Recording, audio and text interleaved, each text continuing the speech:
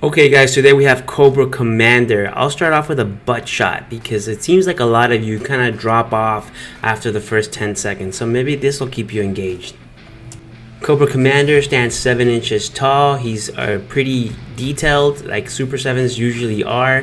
He's not super articulated like Super 7s usually are.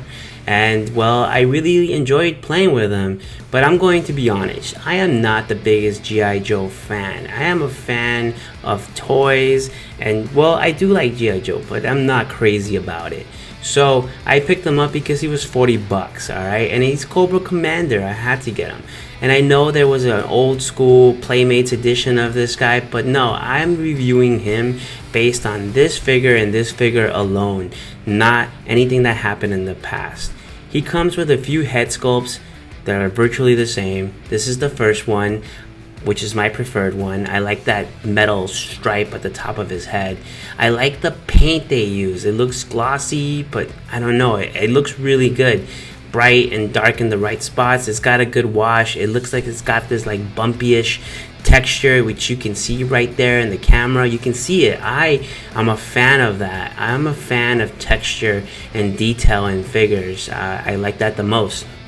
So I believe the head sculpt number 2 is pretty similar. I mean, right? You can put these side by side and say, spot the difference, and it might take you a while. I think that when people buy Super 7s, they get them because they get this nostalgic feeling about them. Like, I used to play with this toy. I never played with this toy before, so I don't have those kinds of feelings about Cobra Commander, but this head sculpt is more in line with that old one, so you might prefer it more than the new one. One of the really cool things about Super 7 is that they give you a ton of things, and hands are no different. You get 5 of them, and ranging from a combination of things here. So he's got trigger hands, he's got holding hands, he's got punching hands, he's got like pointing hands. He's got pretty much hands for everything, and he's got a ton of accessories, so he needs these hands. I'll show you some close-ups of everything here because that's what I'm all about, guys. If you want to see close-ups of the figures, of the hands, of the accessories, this is the channel to come to. I am not this seasoned toy reviewer, but you know what? I'm a guy that loves his toys and has a skill of filming weddings. So hey, why not do this? Actually, I'm a photographer, but I can film them too. But I really enjoy unboxing, recording, and showing you these really cool toys, man. Look at that. Look at those hands. Look at the hinges. You can see the detail, the texture in the gloves. I can really get behind this. So let's get on to one of my favorite parts of the videos, all the cool toys he comes with, or accessories. He's got this gun right here, which I like. It is pretty simple. I mean, I'm not gonna lie, it looks blue, right? And there's hardly any shading on it, but there is some detail to it. So I know somebody out there is going to correct me, but this is the gun that he used to come with, right? Back in the days. It's my favorite. He's got the Cobra Commander signal on it. This I know is from a cartoon episode, but it's kind of an obscure reference. The painting looks a little off on his mouth right there though, huh? That looks weird. I like it though. It's a cool little accessory. This I know is his staff. I like this too. It looks a little plain as far as the painting goes, but it's got the texture and it's got the detail, which I can appreciate. Dude, it took me a second to figure out what the hell this was. I thought it was a canteen. No, they're binoculars, duh. And they can go around his neck if you wanted to.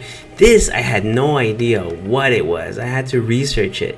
Apparently, it's a gun that can control animals. And there's actually a little cool shot of it right there. See, it's set. That's a dog, by the way. He can control dogs. So he controlled the dog in the show. What's his name? Junkyard. I thought that was pretty cool, but then it turns out it's kind of an obscure accessory too. But hey, I'm glad it comes with it. I think this is another walkie or the walkie. I don't know what the hell this is, but it looks cool too. What is it, guys? Can you guys comment?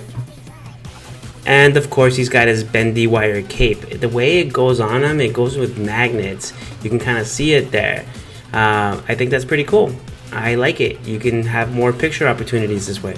So let's talk about his articulation. Out of all the Super 7s that I've opened up, He seems to have the best head articulation, side to side, up and down. He can look up pretty good, he can look down really well. He can put his arms that high, which is pretty good. It's pretty standard, nothing special, but it's good, I'll take it. He can swivel his arms at his elbow and at his shoulder, and then again at his wrist. You can pretty much turn it around really nicely and you'll be able to get any kind of rotation you want. He can bring in his arms about that much, which is actually pretty impressive, especially for a Super 7 figure not really known for the articulation. Single jointed elbows gives you about a 90-degree rotation there, which is pretty standard, and I'll take it. He can arch about that much back, which is not the greatest, but again, it's kind of standard. I'll take it as well. And then he can bend forward that much, which is actually pretty impressive, you know, picking up the soap kind of thing in prison. No, kidding. That was a horrible joke. Am I gonna get demonetized? Oh wait, I'm not even monetized yet. Okay, look, he can do the splits, almost. It's pretty good. He can bend his knee about that much, kick out that much. It's pretty good. I'll take that too. Pretty good for a Super 7, don't you think? If you want to have him do inhumanly possible things like bend his waist like that, well, he could. Well, maybe that's pretty good. But he can pretty much go all the way around, and that would be not possible, but he could do it. Whenever I get a Super 7 figure, I'm always looking for the details because, man, there's always some kind of quality control issue with them, and this one's no different. You can already kind of see it there in the leg.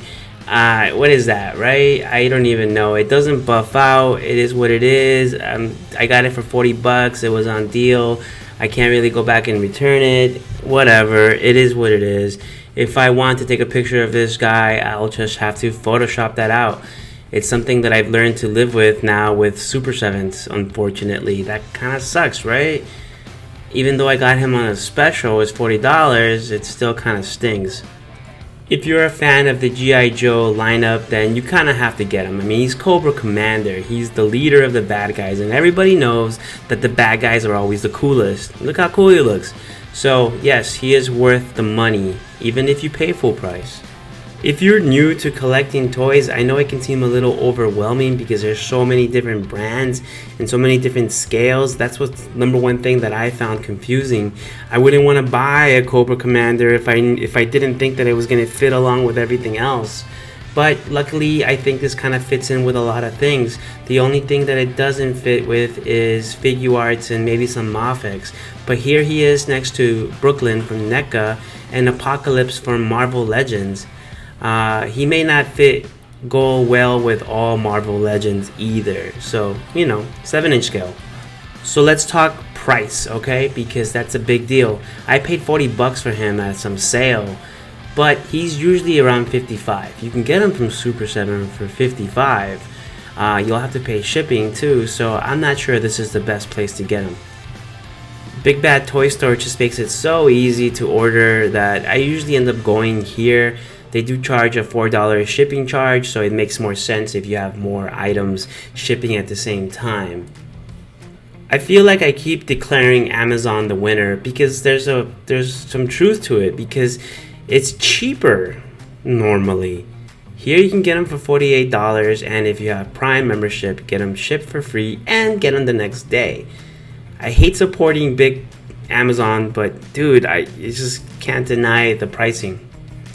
I keep making fun of Entertainment Earth, but hey, they've got him and he's about the same price. So if you want to go there, go for it. I believe they have free shipping over $59, so you'll have to buy something else to get this guy delivered for free. And the biggest surprise for me is Toys in the Box. They're my guys. They're the ones that I go to. The fact that they're charging $60 more than everybody else is a little surprising. They're usually the cheapest. So guys, look, if you can subscribe, that would be great, because I like making these videos a lot and I'm not gonna stop, but I like something even more. I like getting likes. I like getting subscribers. I like getting comments. Let's talk toys. So please subscribe. That would mean everything to me. Thanks.